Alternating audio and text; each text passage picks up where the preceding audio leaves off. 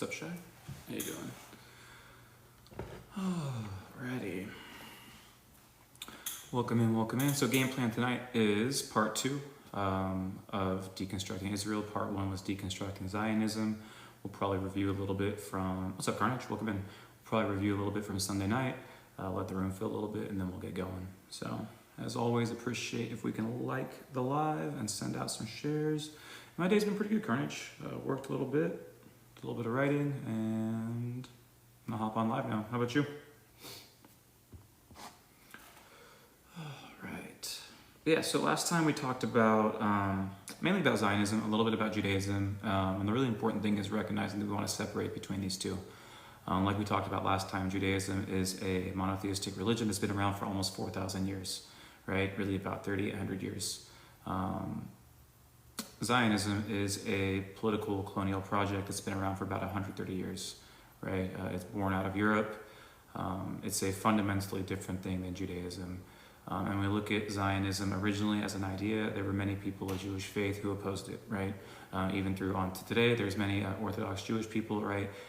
People who are kind of more in the Reform camp of Jewish belief, right? A lot of people within Israel that are not proponents and not supporters, and they oppose Zionism in the state of Israel. So it's really important to remember that anti-Semitism, and there's a ton of it that we've seen in history, even today, is fundamentally fucked up, right? Anti-Semitism is always going to be wrong, and we have to make sure that we separate anti-Semitism from anti-Zionism. Much like you can criticize the United States of America, right? England, pick a government, right? We can criticize Israel and the government for its behavior and its conduct. So, what's up, Cookie? Welcome in. Appreciate you sharing the live. A nice, Carnage. Glad to hear it's doing good. What's up, No Use? How you doing? But yeah, welcome in, guys. So, game plan is to review a little bit from Monday night when we talked about Zionism, and then we're going to dive into Israel because we kind of got up to about 1947, and I think that's a pretty important point in time. A big thing to remember is that Zionism in application has always been and required ethnic cleansing. It's inherent, right? So there's an idea. Hey, we want a Jewish homeland for a historically oppressed people. Okay, I can work with that, right? But what does that look like in the specifics? And if an application and its establishment that requires you to go to a land where people live, people exist, right, and remove them, which is an inherently violent process, right? If you have to remove people from their homes in order to establish this new homeland for someone, that's a massive injustice. You have to remove people from their homes in order to establish this new homeland for someone, that's a massive injustice. Validate or make that okay or excuse the behavior of committing another genocide, right? You can't solve genocide by committing genocide. That just, I can't even believe we could have this conversation, right?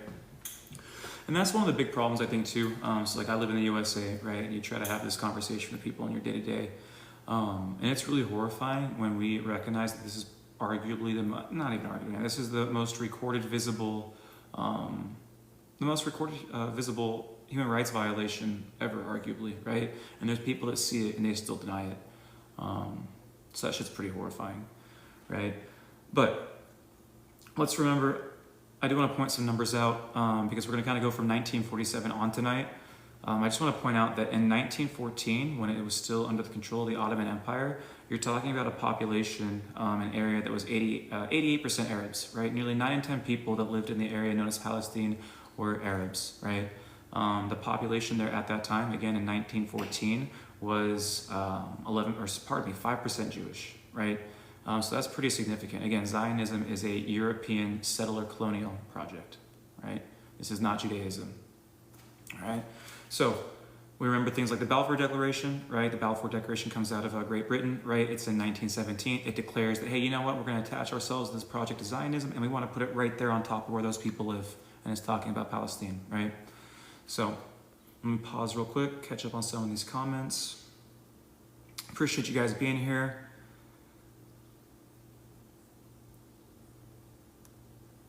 All right, so let's continue, right? So let's kind of get into it. So what happens in around 1947, 1948? So remember, in 1914, before the fall of the Ottoman Empire, you're talking about an area that is about 5% Jewish, 88% Arab. You had a bigger Christian population there than Jewish population at the time, right? You have the UN partition plan, right? So this is about 1948, 1947, and that's going to split it into 56% Jewish-controlled land and 44% Palestinian, even though just about, you wanna come up, buddy? A little cat wants to interrupt. Come on, baby. Come on, no, that's okay. So remember, so just about 30 years prior, you're talking about an area that was about 5% Jewish, right? So this is, by definition, and like obviously when you look at the evidence, a settler colonial project, right? Look at the time period between 1920 and 1940, and look at some of the policies beneath these, really 1922, I should say, right? Beneath the British Mandate. And you'll see that there was a very one-sided push to allow for Jewish settlements while not allowing a lot of, you wanna come up, baby? You gotta make up your mind, dude. While also kind of taking away rights of a lot of Arabs that were like working the land at the time, right? Okay, so we get to 1948. You have the UN partition, right? Despite the fact that people that lived there historically, right, for generations and generations, right, they dispute this. They don't agree with this plan. They don't agree with giving up their homeland, right? So we have the Nakba. This is where 750,000 Palestinians were forcibly removed from the land to establish Israel. Israel required the forced removal of 750,000 people. That is by definition ethnic cleansing. That is by definition genocidal behavior, right? And the 750,000 people weren't allowed to come back. They weren't allowed to return to their homelands in any form, right? So these are people who have been permanent refugees across generations, right? So what's really important to remember are some things like in 1950, the law of return, which means that anybody who's Jewish, no matter where they are, where they're born, they can come back, they can become citizens of Israel, right? At the same time, people who just lived there a couple of years ago cannot come back. They cannot come to their homes. They cannot become citizens of Israel, right? They do not have that same right to return, all right? We can continue to look at, for example, the War of 67, I believe. Is it 66? It's the Six-Day War. Israel premeditatedly attacks Egypt, right? There's a land grab. From here, the territory expands.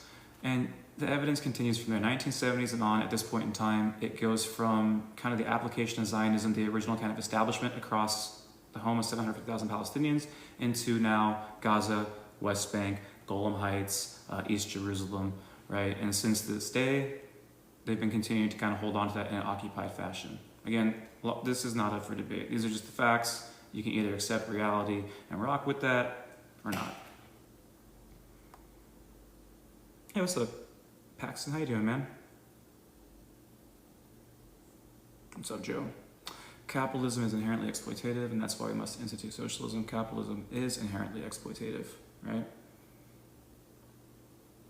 So, and there's some things you can look at, right? I mean, like Israel, so like it's important to remember too, so like any like UN resolution, for example, that would condemn behavior of Israel, that would say, hey, you can't do this, you've got to behave in this way, right? To keep it very vague. For example, the UN Resolution 242, right, which states that the land taken in the Six-Day War has to be returned in some way, and they've never done that shit, right?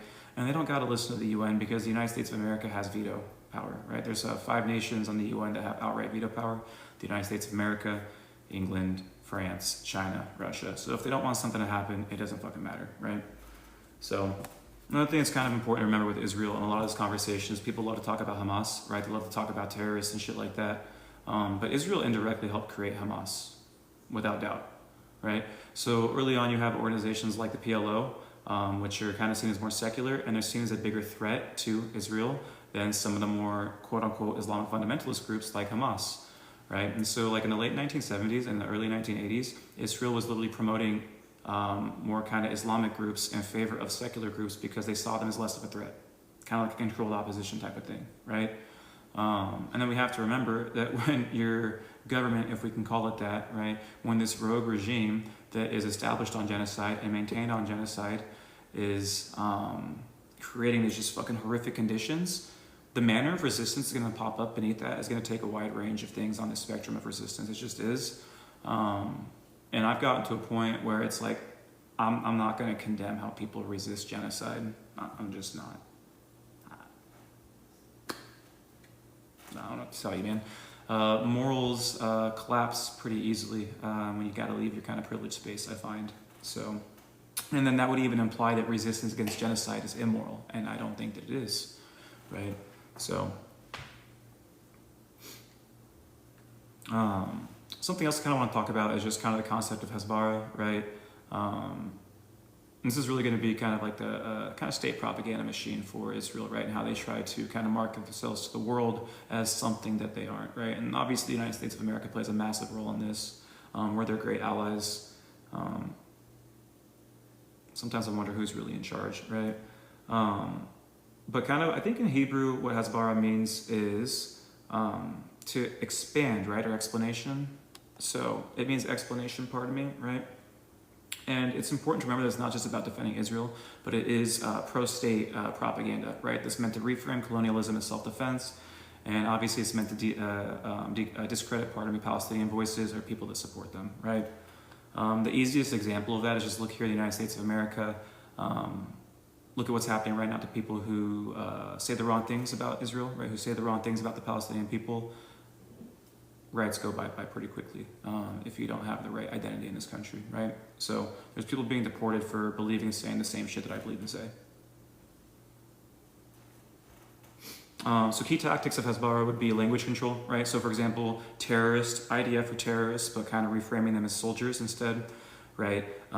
This is not an attack, it's a clash. No, you fucking attack them, right? There's clear power differences here. Conflict versus occupation. No, this is not a conflict with two sides. You guys are occupying something and you are the oppressive force, right? A security barrier versus apartheid wall, right? So these are just kind of examples of how you can frame language in a way that kind of makes it seem like something that it's not, right? A lot of emotional manipulation. Obviously, the Holocaust is one of the most horrific things on record that's happened within the last few centuries. Obviously. But like in the most basic of senses, two wrongs don't make a right. A Holocaust here doesn't fucking justify a Holocaust there. I don't know what else you guys want me to say on that one, man. But a really big thing is just kind of looking at the coordinated global response. And really, again, we're kind of going back to the US, is AIPAC, right? Look at the influence of AIPAC in US elections, right? In terms of funding, election races, look at its impact in terms of legislation, right? Co-sponsorship of things. And it has a massive influence in our primaries, right? So there's a shit ton of foreign influence. What do you want me to say, right? What's up, Trav? How you doing, man? The Chrome facility in Miami is the Holocaust right now. I don't. Yes and no. I mean, I get your point. But I don't even like. What do you mean the Holocaust right now? There's like multiple genocides going on across the world, because at the end of the day, this system is, someone mentioned earlier, right, capitalism, but this system, capitalism, right, what we call it, and we'll keep doing this. Capitalism was what? Imperialism, right, was what? Colonialism was what? Feudalism was what? The breakup of like the Roman Empire and all this shit, right? So, and then let's restart that. So we got feudalism, right? And then you have kind of people who are accumulating land resources. They want to expand that shit, which is how you get colonialism, the kind of evolution of now nation states, right? Kind of monarchs, right? This is my area, kingdoms and all this good shit, right? Now we got to market that as imperialism. It's less boots on the ground and more kind of impacting economic things and stuff like that. A little more sophisticated in terms of how we control shit, right? And then it forms itself into capitalism, right? This good old system of productivity and innovation, right? Competition breeds innovation. It's just a fucking marketing job, right? For the rich to take from the fucking poor. There's a reason why the world looks the way it does. There's a reason why the world's distributed the way that it is. You'd have to actually believe that darker skinned people are like worse at building civilization to look at the world and think that the way shit's mapped out right now and the way that resources are distributed right now is like just. I don't even like it. It's like really strange, man. As you get older and you just like break out of whatever fucking bubble you grow up in and you meet more people and you hear more perspectives and shit, it really becomes one of those things that's just hard to fucking understand how motherfuckers don't get it, right? I was following you on TikTok, or on YouTube, pardon me, not TikTok, now back to YouTube. Yeah, slowly posting lives onto YouTube, and I'm also on Substack. I'd say that's the main spot to be going forward, probably, if TikTok goes bye-bye here in a few days. So, yeah, thanks, Red. The wealthiest decide how society is organized, fortunately. They don't have to, though, right? I think we have more say in that than we need to, or than we do right now, but Freudian slip. No, you're good, Brooke. Brooke is you're kind of at a disadvantage, right? You're in a comment section, a limited one. So, yeah, man. And I think that's kind of the problem, right? As I understand Judaism, I do think there's this belief in a return to the homeland. But that return is not like manufactured by human forces. It would be by the Messiah, right? Upon return. And last I checked, Great Britain, the United States of America aren't the motherfucking Messiah, right? Well, depends on who you ask. But that's kind of what I got for the most part, man. We can kind of go from there. But at this point in time, I think the conversation about Israel is a big tell on who someone is. There's no excuses. Like we said a few minutes ago, it's the most recorded genocide ever, most visible, maybe most not recorded, but most visible genocide ever real time. I think that's actually undebatable, right? Given the nature of social media and our ability to pass and disseminate information, right? So there's no fucking excuse at this point in time. If you're on the wrong side of this conversation, we know exactly who the fuck you would have been and who the fuck you are. So don't waste your time with those motherfuckers anymore, honestly. Like find like-valued people and try to build with those who are like mature enough to handle like real disagreement and share the same values, man. So opinion on Blue Sky, I don't really know it very well. Probably a good place to head over and try and build something on. But I think ultimately at the end of the day, anything social media should be like a way to kind of like spread awareness, bring some people in, and hopefully get them to something a little more structured and long-term and less subject to the whims of corporations and a rogue regime, right? So,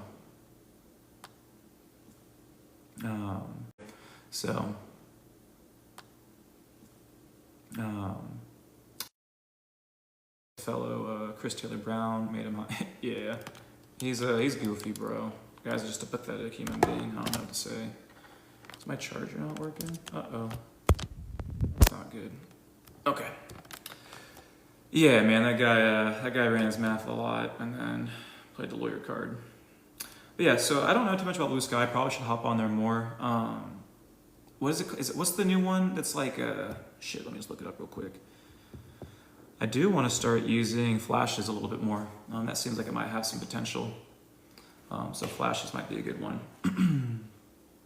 Neptune, I don't know too much about Neptune Cookie. I don't know too much about Skylight. How do you know all this shit? You should be running it live. Building something on social media has a clear risk to become biased politically as it grows. I mean, that's like anything. So bias, I don't think bias is some dirty word. Bias is inherent. I have like an inherent bias to my perspective and how I see shit. Even like if I try to be like as objective as possible, right? Even what I choose to, okay, like so for example, just like let's take sports. I want to tell a story and I choose to tell a story about LeBron James instead of Kyrie Irving. That's selection bias in some form. What are the reasons that would have led to me to tell or want to tell that story versus that story, right? So bias isn't some bad thing as long as we're aware of it, we're forthright about it, right? We recognize what it is and we try to mitigate that shit when it comes to fact finding and evidence collecting, right? Bias becomes a problem when we want to promote that bias over the evidence and facts that we see. And then like, okay, so I have this idea and now I'm going to start to throw away this piece of evidence this way. I'm going to, logic that away, right? I'm going to attach myself to this and this, right? Now I'm confirming that bias. That's a problem. Bias is just kind of admitting what your perspective is, right? We all have a perspective. So that's a little reductive, but a literal communist I like to handle. What's up?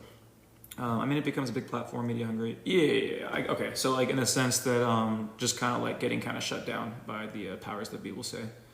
Yeah, so yeah, 100%. It does come back to Hezbollah, right? And a lot of the ways in which they do try to silence dissent and try to promote. And someone checked me on this, but I think that anywhere from like 40 to 50% of comments on social media are like related to bots.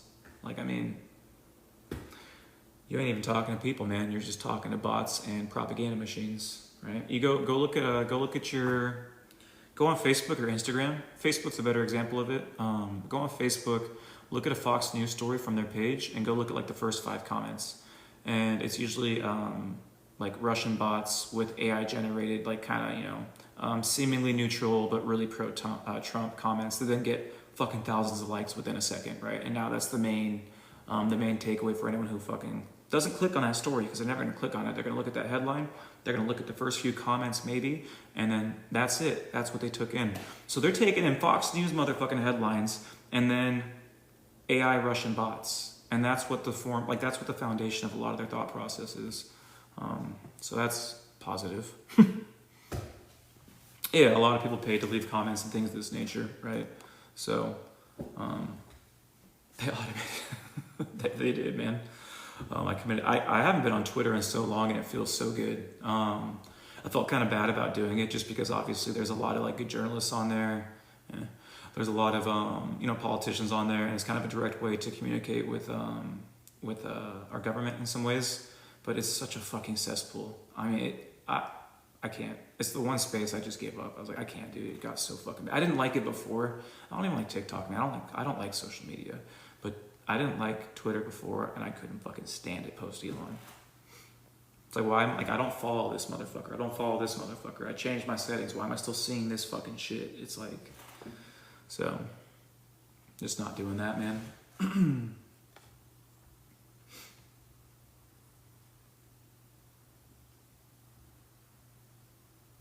Yeah, and I've talked about this a lot. I was talking to a friend today, and I asked him about Nelson Mandela, because I can be a weirdo like that. I was like, yo, bro, what do you think about Nelson Mandela, right? And he like kind of looks at me like it's a trap or some shit.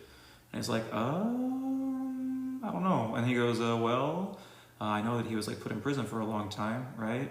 And I know that it was in South Africa, right? And I'm like, okay, so what was going on in South Africa, right? And then we start to have a conversation about, apartheid and the United States and its, we'll just say, views on all that, right? And that Nelson Mandela was a designated terrorist until 2008 and things like that. And it's like, bro, and then we got back to Israel. So I kind of want to see his take on Israel, right? And eventually we have a conversation. It's like, all these motherfuckers within your government, within your media establishment, right? A lot of these people have been around for decades. If they consistently are on the wrong side of so many of these global conversations, what makes you think they're on the right side of this one? And it's not like foolproof logic, right? But it's not a bad place to fucking start at minimum.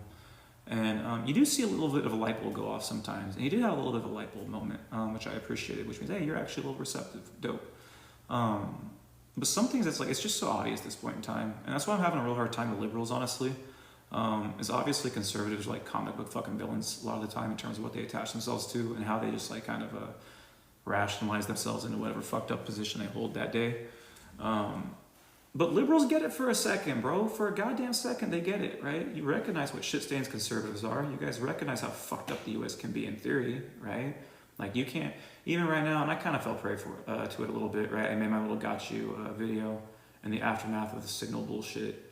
But the real story is there that we're just fucking dropping bombs in another country. And I promise you, like as much as I give a fuck about Houthi rebels and shit in Yemen on the border of Saudi Arabia and because of how it impacts Iran and their little proxy war and shit like that and how it's fucking just destroying the people of Yemen, right? We're talking about one of the worst humanitarian crises in the world right now.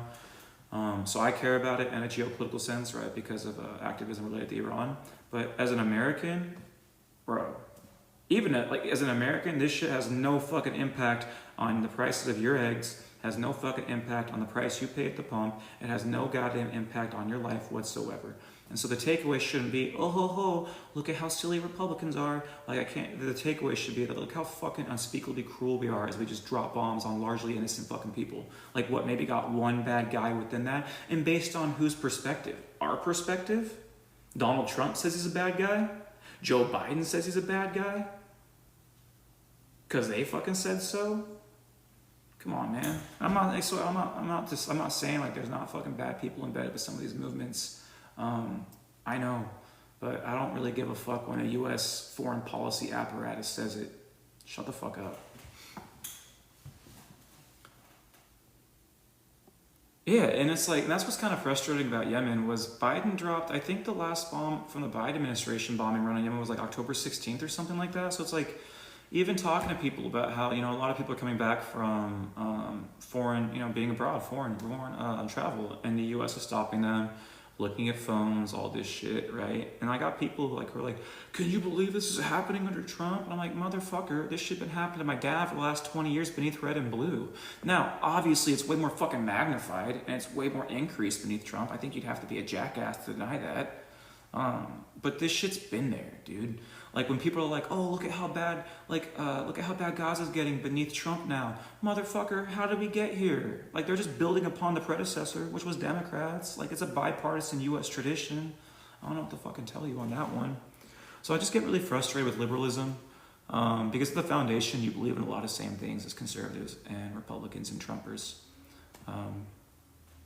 Sorry, you guys are pro-capitalism. That's a fucking problem. You guys are pro-military industrial complex. That's a fucking problem. You guys are pro-cop. That's a fucking problem. You're looking at the enforcement arm of all this bullshit, both abroad and domestically. I don't know what to fucking tell you. So, everyone's being silenced over Israel, man. What's up, Music OG? Ever read State? I did read State and Revolution by Lenin. I skipped all the numbers though. I trusted him. Pretty good read. I wish I'd read it when I was younger though, because I felt a little bit unfulfilled because I read it last year. It's like I'm having a hard time reading lately. Like I was trying to read Michael Parenti. I like couldn't really get through it. And not because it's like not good shit, but just like it's just kind of felt like a lot of things I kind of already had uncovered in some way prior. And then I'm just like kind of in my own writing phase right now, to be honest. But yeah, I fuck with Lenin. Like, I do. So, sorry, not sorry. Lately, I've been kind of battling between anarchism and communism, right? Vanguardism and decentralization, how to or not use the state, and just depends on the topic. I don't fucking know sometimes. So, thanks, I appreciate that. Any orgs that I like? No, man, I'm really bad in a sense, like when people ask me like, hey, what like a media organization, what source, what activist group, what human rights organization do you support? I don't really have like one that I support beyond OYAC, the Organization of Iranian American Communities. Because a lot of the time it's so about the context in the moment, and some of the greatest people fucking miss sometimes. So it's like, I don't really like to attach myself to anything beyond what I can find in the moment, and then trying to fucking learn as much about that from as reputable sources as possible, and then just go from there, man. So like a lot of the big names, you know, I generally support and go from there. I don't know, sorry, I know it's a super fucking vague answer, but I was just talking to a friend about this the other night. It's like I don't have like some specific journalist that I like go to. Like I don't fucking know, bro. Just I see a topic and I try and read up on it. So yeah, if you guys have, how about that though? If you guys have sources you like or journalists that you like, drop them in the comments, right? Share. Always good to share good sources of information with people. I like ProPublica. NPR broke my heart with its coverage of Israel. Broke my heart is really fucking extreme and dramatic. What do? I start with the AP. I start with Reuters, NPR. I check BBC, ProPublica. Not as often updated because they're a little more kind of in-depth, right? Investigative. I'll check Fox News, CNN, MSNBC just to see what the shit stains are talking about for the day. And then from there, I just kind of see what pops up, you know? Like, I'll check Al Jazeera. Like they're all like, every one of those sources that I named has like some sort of limitation or something I would probably take issue with, right? So diversify your sources, man. Ground News, Code Pink, cool. Yeah, appreciate the likes, guys. Thank you so much. Just a reminder, we'll be back Sunday night, 6 o'clock Pacific, right? We're doing Sundays and Thursdays right now. I don't want to promise, but I think I want to kind of do like an actual, four-parter, maybe five-parter, and look at the pillars of capitalism, and then look at the pillars of fascism, and maybe look at how these things intersect and kind of can be one and the same. So I think that's maybe the project. I don't fucking know though. We'll see what kind of piques my interest over the next few days.